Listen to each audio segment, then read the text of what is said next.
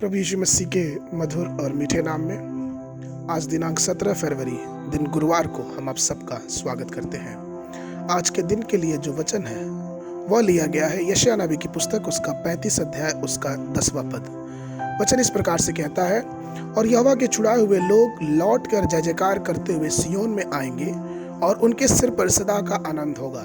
वे हर्ष और आनंद पाएंगे और शोक और लंबी सांस का लेना जाता रहेगा।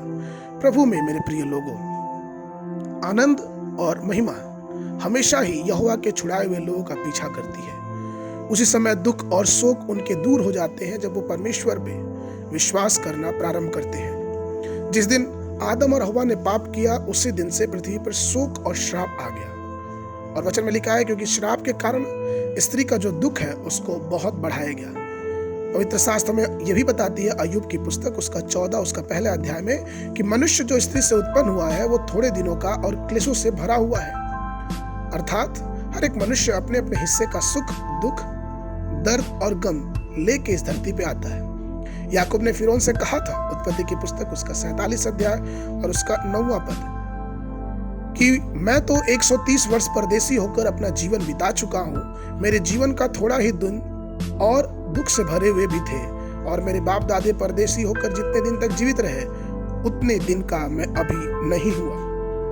और इसी बात को, इस दुख की बात को जो मनुष्य इस धरती पे सहता है, सुलेमान जो कि परम बुद्धि का और अपार धन और कृति का एक मनुष्य था, जो कि दाऊद का बेटा, अपनी पुस्तक सबोपदेशक की पहला अध्याय उसके 14 पद में कहता है, मैंने उन सब कामों को देखा जो सूर्य के नीचे किए जाते हैं।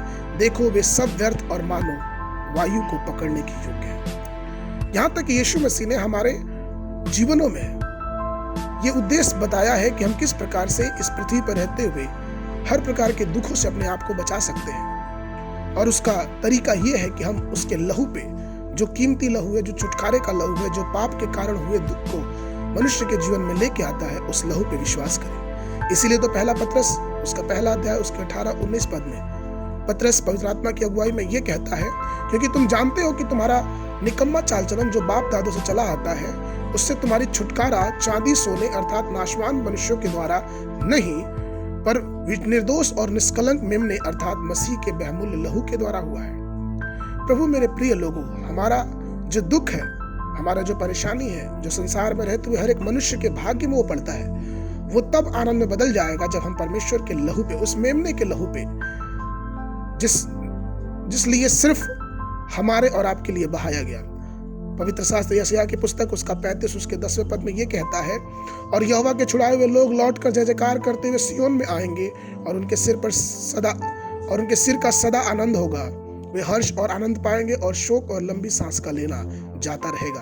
अर्थात जब हम यहोवा के छुड़ाए हुए लोग हैं तो क्यों ना हम उसके वचनों पे, उसके बहाए लहू पे विश्वास करें। क्योंकि मनुष्य जो इस धरती पे होता है उसके जीवन में संघर्ष तो आते हैं, लेकिन वो संघर्ष हर्ष और आनंद और उत्साह में भर जाते हैं जब हम अपने प्रभु यीशु मसीह पे विश्वास करते हैं कि वो परमेश्वर जो हमें दुखों से, क्लेशों से, मुसीबतों से एक छुटकारा देके, हमें पाप की उन पीड़ाओं से जो हमें परेशान करते हैं उसे छुटकारा देके हमें और भी आगे बढ़ाते जाएगा। इसलिए आइए हम उस बहते कलवरी के लहू पे विश्वास करें और परमेश्वर के छुटकारे हाथ के नीचे अपने आप को बनाए रखें।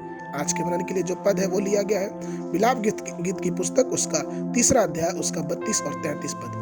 वचन इस प्रकार से कहता है, चाहे वह दुख भी दे तो भी अपनी करुणा की बहुतायत के कारण वह दया भी करता है, क्योंकि वह मनुष्यों को अपने मन में न तो दबाता है और न दुख देता है। आज के दिन के लिए सुबह के समय बाइबल पढ़ने का जो विधि है वो है लेवास्ता की पुस्तक उसका 21 और 22 अध्याय और संध्या के समय मत्ती रचित सुसमाचार उसका 28 अध्याय। परमेश्वर आप सबको आशीष दे।